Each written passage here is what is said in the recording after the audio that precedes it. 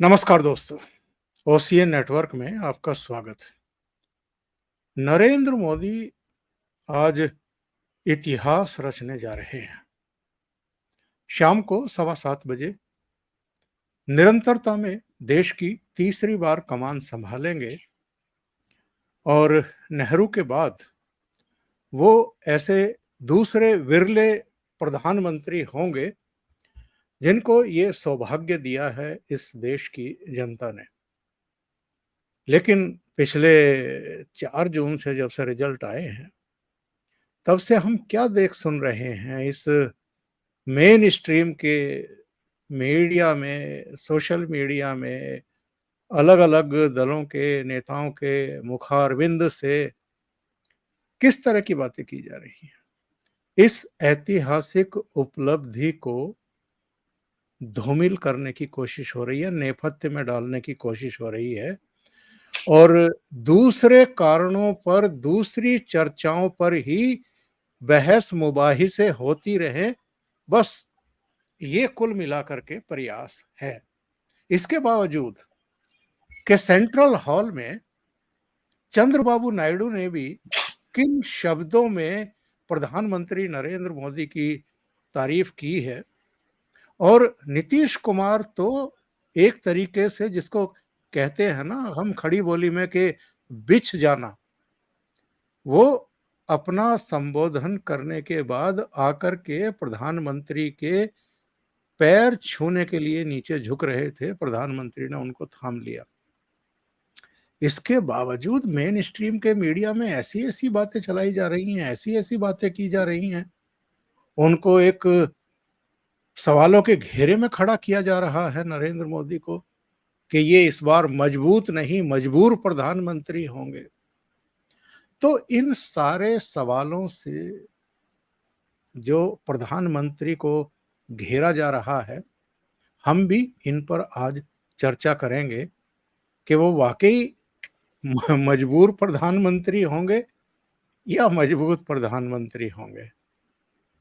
तो मेरे साथ जुड़ रहे हैं प्रयागराज से अनुपम मिश्रा जी।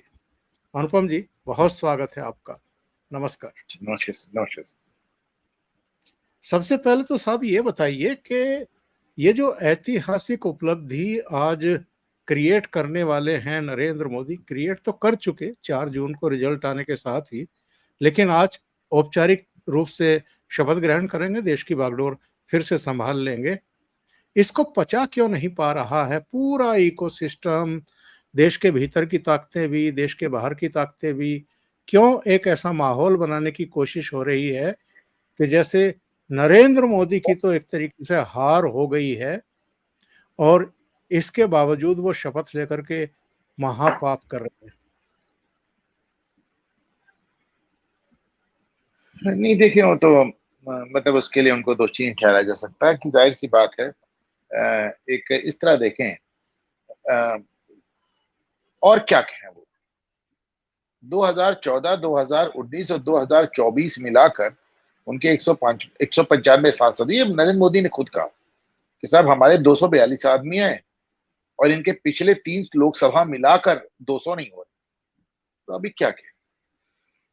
तो ठीक है, वो अपनी नैतिक नैतिक विजय नैतिक विजय, नैतिक हार।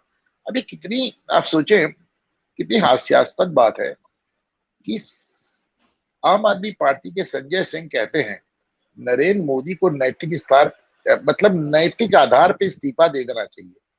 जो देश की सबसे बड़ी पार्टी बनी है उसको नैतिक आधार पर इस्तीफा दे देना चाहिए, और उनके अपने नेता भ्रष्टाचार में जेल में पड़े हो, मतलब वो कह रहे हैं इस्तीफा नहीं देंगे। आप सोचिए, समाजवादी पार्टी के प्रवक्ता कह रहे हैं क्या भाजपा में मोदी के अलावा कोई और नहीं, एक आदमी की गुलाम। सोचिए, सपा के प्रवक्ता कह रहे हैं कि पार्टी एक आदमी की गुलाम है, जो अपनी पैदाइश से आज तक एक परिवार की गुलाम है।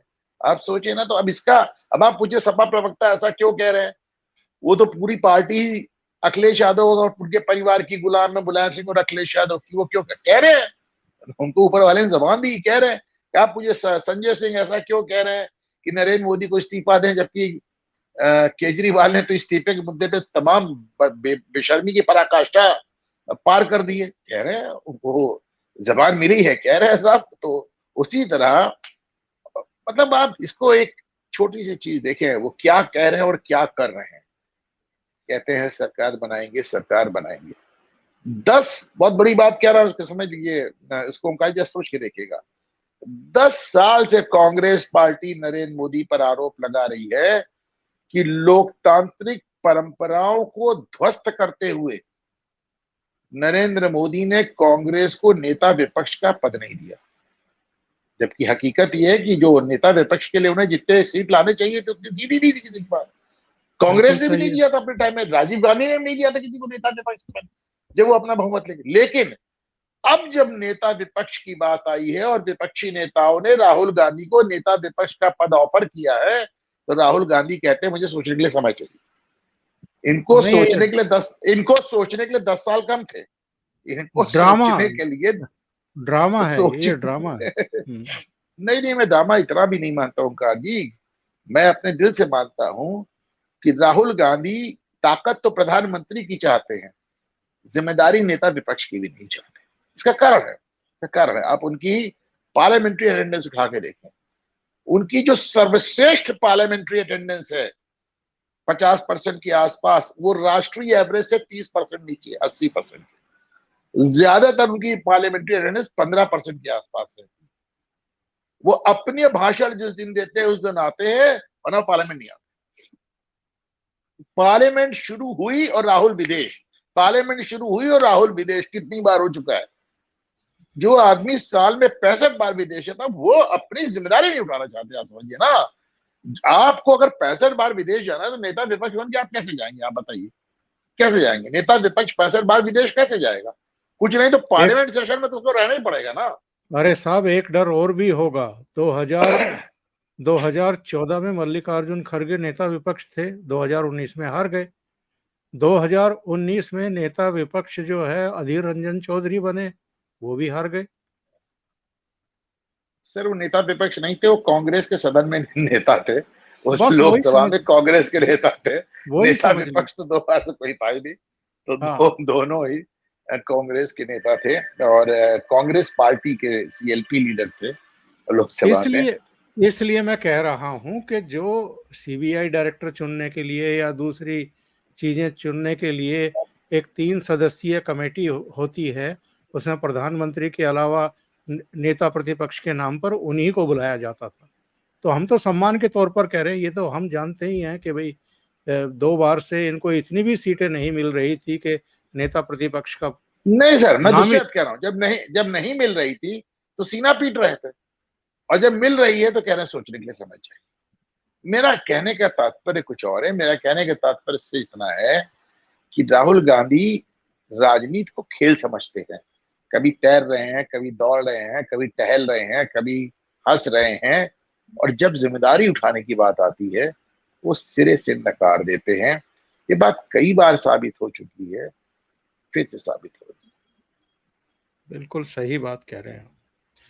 और ये जो मीडिया है साहब, ये मीडिया ये क्यों बता रहा है कि कांग्रेस की तो 1989 में 197 सीट थी, कांग्रेस की 1991 में 232 सीट थी, बीजेपी की 96 में 161 सीट थी, बीजेपी की 98 में 182, 99 में 182, कांग्रेस की 2004 में 145, फिर 2009 में 206, बीजेपी की फिर 282, फिर 303, अब 240। और साथ में ये भी बता रहा है कि साहब, जो गठबंधन सरकार होती है वो मजबूर सरकार होती है। ये जो एक फलसफा लेकर के आया गया है और इसको जिस तरीके से प्रचारित किया जा रहा है, और जिस तरह चंद्रबाबू नायडू और नीतीश पर बड़े सवाल खड़े किए जा रहे हैं, इसके पीछे आप क्या मानते हैं? 1947 से लेकर 1989 के बीच 42 साल में देश का समाजवादी रास्ते पे चल के दिवालिया हो जाने के बाद 1990 में देश का सोना गिरवी रखने के बाद, और ये सारा काम तब हुआ जब मजबूत बहुमत की सरकारें थी। 47 से 77 तक कांग्रेस की सरकार थी मजबूत, 80 से 89 तक फिर से आपको मालूम है कि कांग्रेस की मजबूत सरकार थी, पूर्ण बहुमत की।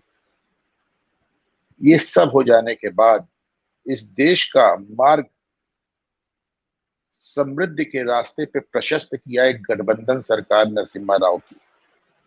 नरसिम्हा राव की वह सरकार थी जिसने इस देश को समाजवाद के दलदल से निकालकर एक हंसते खेलते पूंजीवाद के एक एक सफल रास्ते पर, एक समृद्ध रास्ते पर। और मैं इसलिए कहता हूं, मैं नहीं कहता हूं पूंजीवाद में बुराइयां नहीं है, पूंजीवाद में बुराइयां भी हैं और अच्छाइयां भी हैं, पर समाजवाद का अंत सिर्फ और सिर्फ दलदल और सिर्फ खराब हुआ है, उसका दूसरा कोई अंत ही नहीं है। तो हमने पूरी दुनिया में देख लिया, एकदम फेल्ड एक्सपेरिमेंट है। तो जो सबसे बड़े फैसले हुए हैं इस देश में वो गठबंधन की सरकारों ने लिए हैं। समाजवाद से घुमा के पूंजीवाद लाना मनमोहन सिंह की सरकार, डिसइन्वेस्टमेंट करने के लिए डिसइन्वेस्टमेंट कमीशन बनाना देवगौड़ा की सरकार, पोखरण परीक्षण करना अटल बिहारी की सरकार, कारगिल युद्ध जीतना अटल बिहारी की सरकार, अमेरिका के साथ एटॉमिक एनर्जी पे समझौता करना मनमोहन सिंह की सरकार। ये मैंने आपको 5 फैसले गिनाए जो बड़े मार्के के उस देश में एकदम जिसे कहना चाहिए देश में लैंडमार्क फैसले हैं, और ये सब गठबंधन के सरकार के हैं। एब्सोल्यूट सरकारों के क्या फैसले हुए हैं वो भी हमने देखे हैं। इस देश का जो पहला संवैधानिक संशोधन एब्सोल्यूट सरकार के साथ जवाहरलाल नेहरू ने किया था, उन्होंने स्वतंत्रता की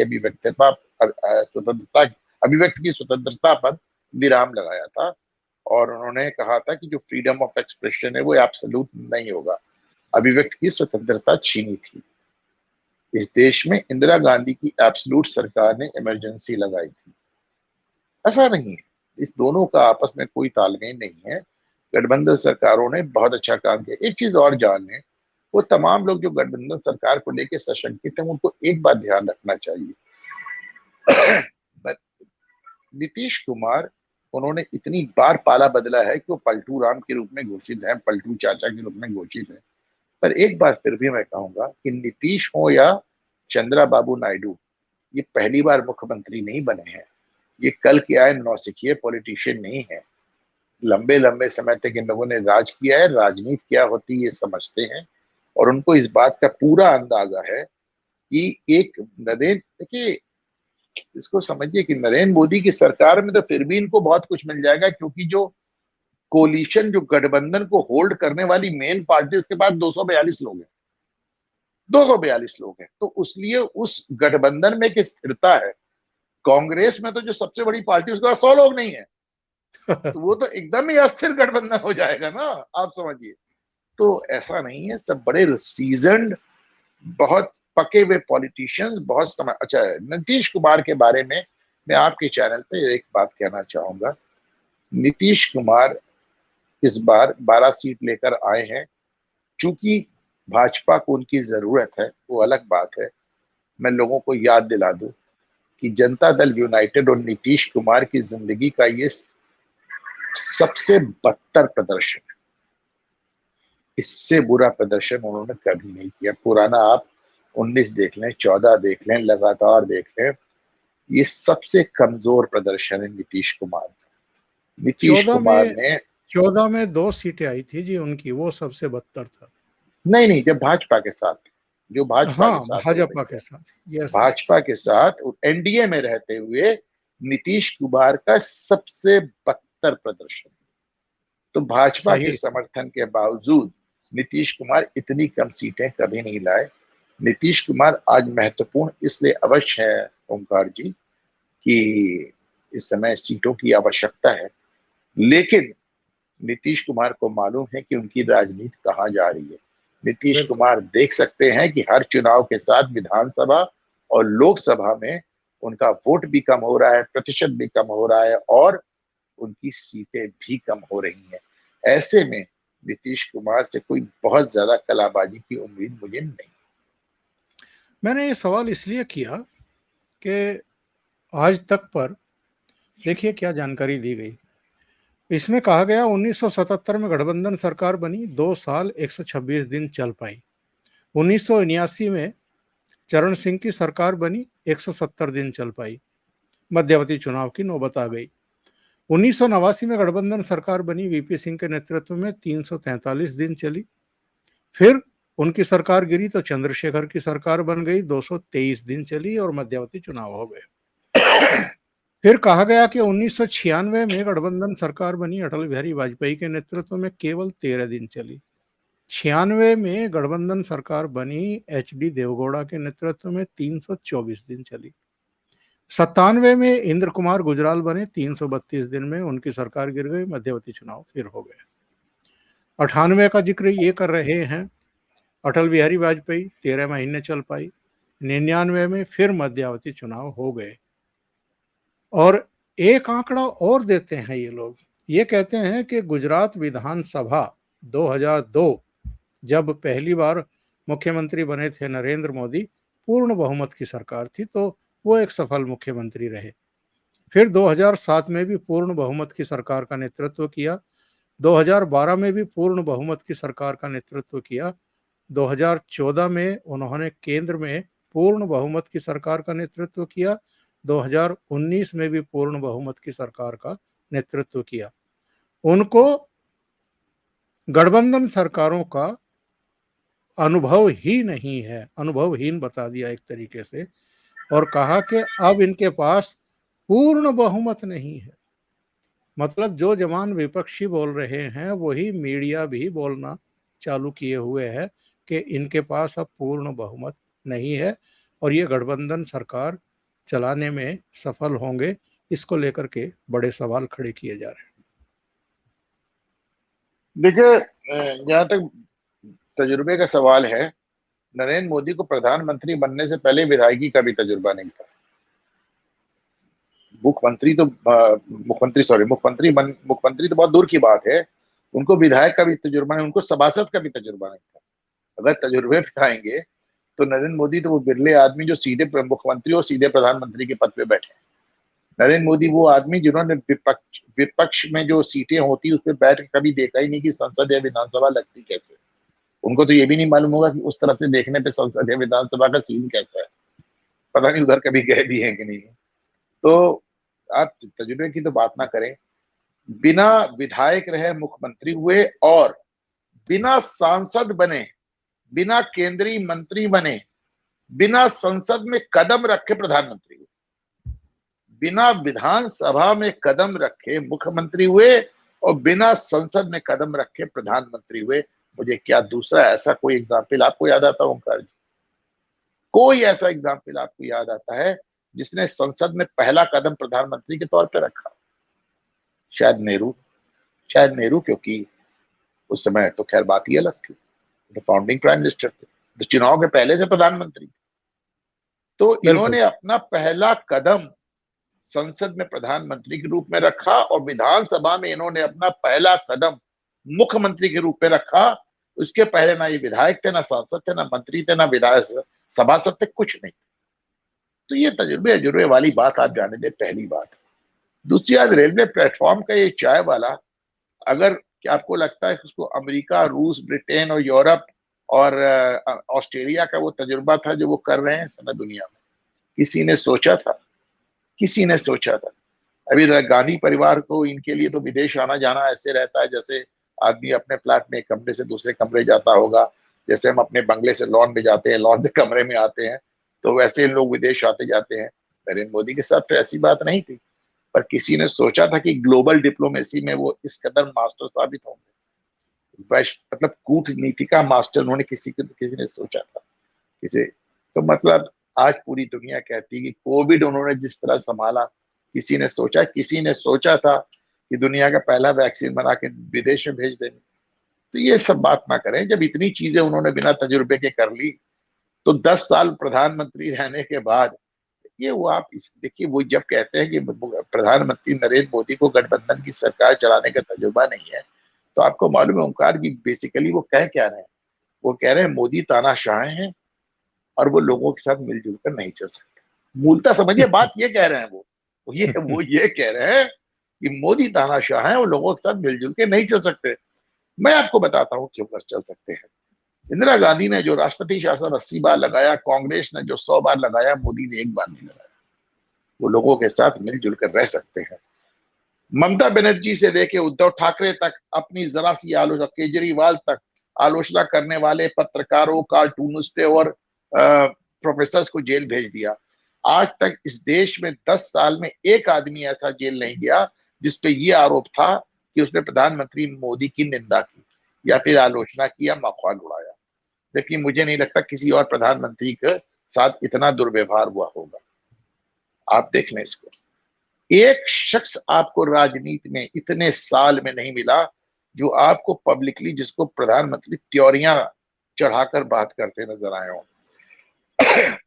बेसिकली जिनको लगता है कि नरेंद्र मोदी तानाशाह हैं, या फिर जिन्हें नहीं भी लगता, जो ये ताना देना चाह रहे हैं, उन्हीं का। अच्छा, इसके अलावा भी एक कारण है किस लिए कहते हैं कि मोदी नहीं चला पाए। अंग्रेजी में एक चीज कहलाती है विशफुल थिंकिंग, यानी हम चाहते हैं ऐसा हो जाए। तो हाँ, तो ये दिमाग कम और दिल की आवाज ज्यादा है ओमकार जी। अरे साहब, आप उनको तानाशाह मानने को तैयार नहीं है। आप केजरीवाल की पार्टी वालों से पूछो कि नरेंद्र मोदी तानाशाह हैं या नहीं हैं। शरद पवार से पूछो, जिनके दो दो मंत्री भ्रष्टाचार में अंदर डाल दिए गए थे। ममता बनर्जी के करीबी पार्थ चटर्जी, उनकी भी महिला सहयोगी अर्पिता कांग्रेस मुखर्जी। सरकार कांग्रेस सरकार में सत्ता में रहते हुए 15 विपक्षी मुख्यमंत्रियों को जेल भेजा। लालू यादव को जेल भेजने वाली कांग्रेस, सोरेन को जेल भेजने वाली कांग्रेस, डीएमके के सेंट्रल मिनिस्टर्स को गिरफ्तार करा के ए राजा और मारन को जेल भेजने वाली कांग्रेस, जगन मोहन रेड्डी पे केस लादने वाली कांग्रेस। तो 15-15 मुख्यमंत्रियों को जेल भेजने वाली कांग्रेस। आज आम आदमी पार्टी का एक ट्वीट में देख रहा था ओंकार जी। उन्होंने कहा, साहब इतना कुछ किया दिल्ली के लिए और दिल्ली की जनता ने हमको वोट नहीं दिया, भाजपा को दे दिया। तो हमने कहा कि नहीं साहब, आप लोगों को गलतफहमी, दिल्ली की जनता ने भाजपा को वोट नहीं दिया है। उन्होंने सिर्फ केजरीवाल को जेल में रखने के लिए वोट दिया है, क्योंकि केजरीवाल कह के गए थे कि वोट दोगे तो मैं निकल आऊंगा, नहीं दोगे तो नहीं निकलूंगा। तो दिल्ली और पंजाब का वोट मूलतः जनता की उन आकांक्षाओं को दिखाता है जो चाहती है कि केजरीवाल जेल में रहे। ये कितने बेशर्म लोग हैं। आज जो प्रेस कॉन्फ्रेंस की थी संजय सिंह ने, उस पर मैंने ट्वीट किया था। मैंने मैंने इनसे सवाल, इन्होंने कहा था कि साहब, भारतीय जनता पार्टी को केवल 240 सीटें मिली है, केवल 240 सीटें। तो मैंने इनको कहा कि भाई, बीजेपी को केवल 240 सीट मिली, तुम्हें कितनी मिली? पूरे इंडी गठबंधन को कितनी मिली? सबको मिलाकर के कितनी, केवल कितनी सीटें मिली? आप लोगों को इस तरह की भाषा का उपयोग करते हुए शर्म भी नहीं आती? वो केवल 240 वाले कल तीसरी बार पीएम बनने जा रहे हैं। आपके नेता कहाँ हैं? देश को बताएंगे? तो ये लोग जो हैं इतने बेशर्म हैं कि 232 सीटें जीतने वाले, कांग्रेस जीतने वाली 1991 में पीवी नरसिम्हा राव के नेतृत्व में सरकार बनाती है। उससे पहले 2004 में मनमोहन सिंह जब प्रधानमंत्री बने तो कांग्रेस की केवल 145 सीटें थी। 2009 में भी 206 ही सीटें थी इनकी। फिर भी आप सरकार बनाते हैं। तो आप तो साहब नैतिकता।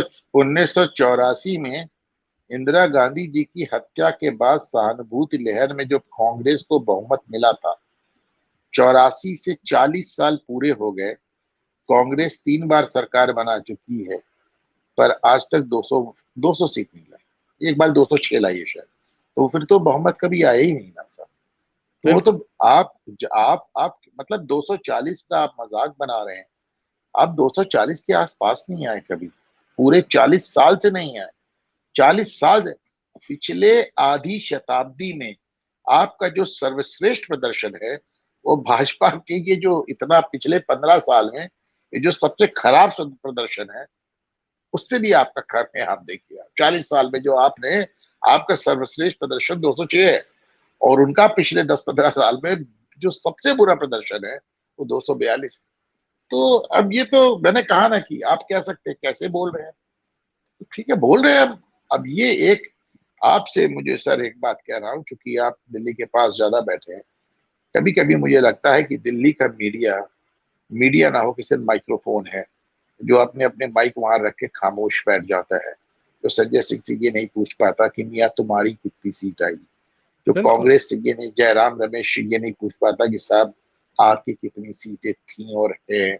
और आपने जब जब सरकार बनाई, क्या आपकी 240 सीट भी कभी आई थी? आपने तो 3 बार सरकार बनाई और 3 में से एको बार 240 नहीं थी।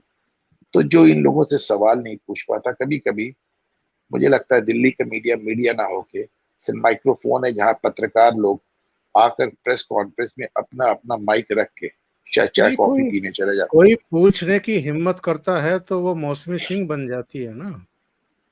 मौसमी नहीं सिंह नहीं, को राहुल उल्टा है। राहुल गांधी राहुल मौसमी गांधी मौसमी मौसमी सिंह इसलिए बनी है क्योंकि इसने किसी ने कभी कुछ पूछा, और मौसमी सिंह ने कोई ऐसा सवाल नहीं पूछा था। मौसमी सिंह जिनके साथ राहुल गांधी ने परसों दुर्व्यवहार किया, मैं अपने दर्शकों को याद दिला दूं हैं कौन। मौसमी सिंह वो हैं जिनका एक वीडियो वायरल हुआ था, जिसमें वो कांग्रेस समर्थकों को कोचिंग दे रही थी कि अभी जब मैं कैमरा ऑन करूंगी तो तुम इस तरह नारे लगाना और तुम इस तरह बोलना और मैं ये कहूंगी और तुम ये कहना। तो वो बिल्कुल। कांग्रेस की कोचिंग क्लास चलाती हैं। उनके पिछले सारे ट्वीट, उनके सारे वीडियो बताते हैं कि राहुल गांधी महान नेता है और भारत जोड़ो यात्रा महान यात्रा है। और उसके बाद देखिए उसमें, इसीलिए तो राहुल गांधी को और नहीं बर्दाश्त हुआ ना। तो लगा यार तुम गुलाम एकदम मेरे, तुम भी मुंह खोला। और जबकि उन्होंने ऐसी कोई बात नहीं की थी। एक बार राजदीप सरदेसाई भी कुछ पूछने की हिम्मत हुई थी, यस। तो यस। राजदीप सरदेसाई को भी इसी तरह राहुल गांधी ने डांटा था।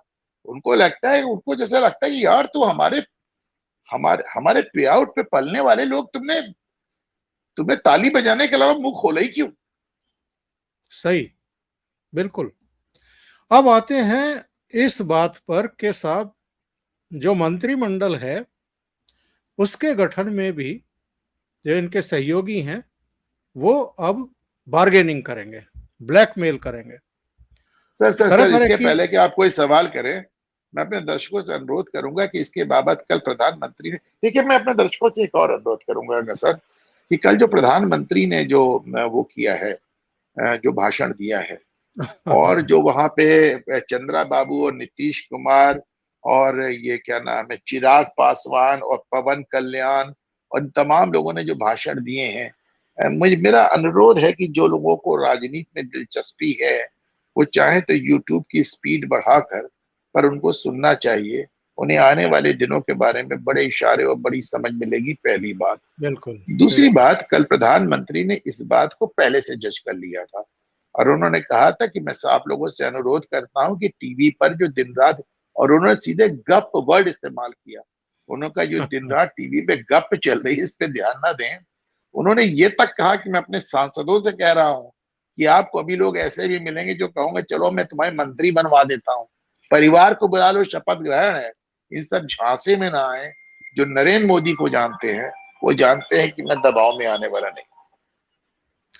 अरे साहब, कैसी कैसी बातें की जा रही हैं। कहा जा रहा है कि अटल जी के समय भी तो जॉर्ज फर्नांडीज डिफेंस मिनिस्टर थे, तो जनता दल यू जो है वो डिफेंस मिनिस्ट्री के लिए इस बार दबाव बना सकती है। मैं गारंटी के साथ कह सकता हूं, आप भी शायद मेरे से सहमत होंगे, प्रधानमंत्री तो नरेंद्र मोदी बन रहे हैं। जो टॉप 5 दूसरे मिनिस्ट्री होती हैं उनमें से एक भी मिनिस्ट्री सहयोगियों को नरेंद्र मोदी देने वाले नहीं है। जो सीसीएस के मेंबर होते हैं वो कोई दूसरे दलों के नेता उसमें आपको दिखाई नहीं देंगे। सीसीएस और गठबंधन का एक क्या, क्या होता है पहले जान लें। ये कैबिनेट कमेटी ऑन सिक्योरिटी कहलाती है। बिल्कुल। यानी कि सुरक्षा पर जो कैबिनेट वो है, वो कहलाता है। पूरे विश्वास से कह सकता हूं कि सीसीएस में आपको एनडीए का, गठबंधन का कोई साथी नहीं मिलेगा। आ, हो सकता है रक्षा में दिया एकोमोडेट कर सके, मैं नहीं कह सकता, क्योंकि रक्षा मंत्रालय कुछ भी हो घूम फिर के पीएमओ से डायरेक्ट होता है। कुछ भी हो रक्षा बिल्कुल। मंत्रालय घूम फिर के पीएमओ से डायरेक्ट होता है। और रक्षा मंत्री, आप देखें रक्षा मंत्रालय के दो काम होते हैं बेसिकली। एक तो युद्ध लड़ना और दूसरे रक्षा की उपकरण खरीदना, हथियार खरीदना, और इन दोनों चीजों में प्रधानमंत्री का सीधे हस्तक्षेप होता है, तो शायद उसमें कोई आ सके। बाकी आप मान के चलें कि विदेश, गृह और ये फाइनेंस, वित्त ये वित्त वो मंत्री मैं जी, बिल्कुल। बता तो रहा हूँ, ये विदेश, गृह, फाइनेंस, वित्त जिसे कह रहे हैं आप, तो वित्त, ये तीनों मिनिस्ट्री जो सबसे की मिनिस्ट्रीज हैं, ये आपको भारतीय जनता पार्टी के बाहर जाती हुई नजर नहीं है। और जिस तरीके से विस्तार हो रहा है बहुत तेज गति से इंफ्रास्ट्रक्चर का, जिसमें आपका परिवहन भी है, इंक्लूडिंग नागरिक उड्डयन और रेलवे, मुझे तो इनको लेकर के भी डाउट है कि नरेंद्र मोदी एनडीए के सहयोगियों को इनमें से कोई मिनिस्ट्री देंगे। नहीं, कई चीजें टूट भी सकती हैं, जैसे सरफेस ट्रांसपोर्ट उनको दिया जा सकता है, एनएचएआई गडकरी को दिया जा सकता है, क्योंकि गडकरी के काम का मेन फोकस नेशनल हाईवे है, तो उनको उस पर करा जा सकता है। कोई बात नहीं है, तमाम मिनिस्ट्रीज को आप देखें, जो अभी वो जो एक गिल साहब मिनिस्टर थे, और कई मिनिस्ट्रीज को मिला के आपको याद होगा कि 2019 में नरेंद्र मोदी ने एक एक्सपेरिमेंट किया था, जिसमें कई मंत्रालयों को बुला के एक मंत्रालय कर दिया गया था। तो अब जबकि गठबंधन है, तो एक उसी मंत्रालय को तोड़ के कई मंत्रालय किया जा सकता है। यदि कई चार चार पांच पांच मंत्रालयों को मिला के एक सिंगल मिनिस्ट्री बनाई गई थी, तो जाहिर सी बात है कि एक मिनिस्ट्री को तोड़ के कई मिनिस्ट्री फिर से बनाई जा सकती है, लोगों को दिया जा सकता है, अलग अलग दिया जा सकता है। चंद्रा बाबू नायडू मुझे लगता है कि आईटी में ज्यादा इंटरेस्टेड होंगे, क्योंकि आईटी के क्षेत्र में न सिर्फ उन्होंने बहुत काम किया है, हैदराबाद को साइबराबाद बनाया है, और उनका आईटी में डायरेक्ट उनका इन्वेस्टमेंट लगा हुआ है, पहली बात। तो चंद्रबाबू नायडू उसमें अंदर, मैं मान के चलता हूँ कि नीतीश कुमार शायद बिहार में रेल मंत्रालय का बड़ा ग्लैमर है साहब, बड़ा ग्लैमर है, आप समझिए। वो अगर मुझे ठीक याद है तो ललित नारायण मिश्रा शायद रेल मंत्री थे क्या, ओंकार जी? तो ललित नारायण मिश्रा से लेकर, और ये लालू यादव से लेके और नीतीश कुमार से लेके, बिहार में रेल मंत्रालय का बड़ा ग्लैमर है। इसमें दो राय नहीं है कि रेल मंत्रालय में भारत सरकार नए नए प्रयोग कर रही है, अलग अलग किस्म की रोड ट्रैक्स ला रही है। अभी मैं देख रहा था, मुझे एक ओवर ब्रिज नजर आ रहा था, मुझे सोच रहा था कि ये कैसा ओवर ब्रिज है, तो पता चला कि नहीं, अब जो रेलवे ट्रैक है वो भी एक पुल नुमा ब्रिज पे चलेगा, और जगह जगह पे, और उसको जमीन पे नहीं चढ़ा रहे हैं, नई नई ट्रेन इंट्रोड्यूस कर रहे हैं। तो शायद रेल राज्य, अच्छा, राज्य मंत्री के तौर पे भी लोगों को लिया जा सकता है। और जी। देखिए देखिए क्या होता है, let us leave it to the prime minister. वैसे भी एक बात कही जाती है कि सांसदों में प्रधानमंत्री और सांसद सब बराबर होते हैं, विधायक और मुख्यमंत्री सब बराबर होते हैं, लेकिन लोकतंत्र में, ये लोकतंत्र का तकाजा ये भी है ओंकार जी, कि चाहे केंद्र हो या राज्य, तो मुख्यमंत्री और प्रधानमंत्री का प्रेरोगेटिव माना जाता है, विशेषाधिकार माना जाता है, जो अपने मंत्रिमंडल में किसको लेता है और क्या जिम्मेदारी लेता है। और स्पीकर पर भी बहुत कयास लगाए जा रहे हैं, जीएमसी अब बालयोगी रहे जी।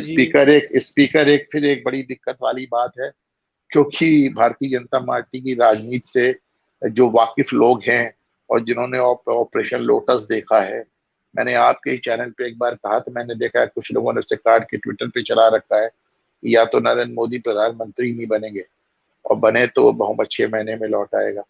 तो ऐसे में स्पीकर की भूमिका बहुत ही इम्पोर्टेंट हो जाती है ओंकार जी। हमने अटल बिहारी सरकार को एक वोट से गिरते देखा है, एक वोट से गिरते देखा है, उसमें भी स्पीकर की भूमिका बहुत इंपॉर्टेंट थी, आपको और याद हो। जीएमसी बालयोगी ही थे उस समय बाल स्पीकर। योगी ही थे, और तो ऐसे में बड़ी भूमिका इंपॉर्टेंट हो जाती है। और मुझे नहीं, एक बात और देखे ना, बीजेपी किसको क्या देगी और क्या लेगी वो छोड़िए, कभी एक बार आपने इसको इस नजर से देखा है कि चंद्रा बाबू को क्या चाहिए और नीतीश को क्या चाहिए? नीतीश को अगर स्पीकर मिल गया, तो उन्हें क्या मिलेगा? चंद्रा बाबू को स्पीकर मिल गया, उन्हें क्या मिलेगा भाई? कि जरा एक बार नीतीश और चंद्रा बाबू की नजर से भी तो देखे साहब। एक बात मैं जरूर जोड़ूंगा इसमें, जय नहीं, मैं ओंकार जी। इसलिए कह रहा हूं कि ये लोग रायता फैलाने में कोई कसर नहीं छोड़ नहीं तो रहे हैं। क्या करे क्या भाई, सब कुछ करके भी नहीं रोक पाए तो क्या करे? दो बातें मैं इसमें जरूर जोड़ूंगा। मुझे लगता है कि पवन कल्याण और चिराग पासवान, इनका विशेष ख्याल रखा जाना चाहिए। इन्होंने बहुत जबरदस्त परफॉर्म किया, नंबर एक। नंबर दो, मुझे लगता है कि हार के बावजूद अन्नामलई को सरकार में मंत्रालय मिलना चाहिए। नंबर दो। नंबर तीन, और एक आखिरी बात, आप आज मैंने एक ट्वीट किया है, कुछ लोगों को पसंद आ रहा है ओंकार जी, और आपके चैनल पर पहली बार कह रहा हूं कि भारतीय जनता पार्टी अक्सर कहती है कि पार्टी व्यक्तित्व से बड़ी है। तो मुझे लगता है कि समय आ गया है कि भारतीय इस बार भाजपा इसको साबित करे और अमित शाह गृह मंत्रालय छोड़कर वापस पार्टी अध्यक्ष की भूमिका निभाए। बहुत जरूरत है उनको उस रोल में। उन्होंने उस रोल में रहते हुए कमाल किया। और जहां तक गृह मंत्री का सवाल है, मुझे लगता है कि शिवराज सिंह चौहान या राजनाथ सिंह जैसे लोग उसको हैंडल कर सकते। जी। और ये जो आस पड़ोस के कुछ देशों के राष्ट्र प्रमुखों को इस बार फिर बुलाया है प्रधानमंत्री नरेंद्र मोदी ने, और कुछ को नहीं बुलाया है, जैसे पाकिस्तान को नहीं बुलाया है, स्पष्ट संदेश कुछ? पाकिस्तान को क्या बुलाएंगे? पाकिस्तान को भाई पिछली बार दौड़ के पाकिस्तान गए थे, लाहौर गए थे, तो पाकिस्तान ने अपनी औकात दिखा दी ना। अब पाकिस्तान को क्या बुलाएं? क्या बुलाएं? लेकिन बाकी तो वो सबको साथ लेके चलने की कोई, सबका साथ सबका विकास वाली बात उन्होंने केवल देश के अंदर नहीं, देश के बाहर भी साबित की। आपने देखा है कि जब वो वैक्सीन भेजते हैं तो पूरी दुनिया में, अफ्रीका तक में भेजते हैं।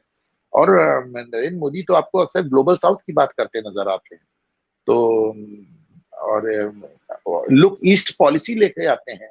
वो तो पहले कहते हैं कि सब पश्चिम नहीं पूरब की तरफ देखें।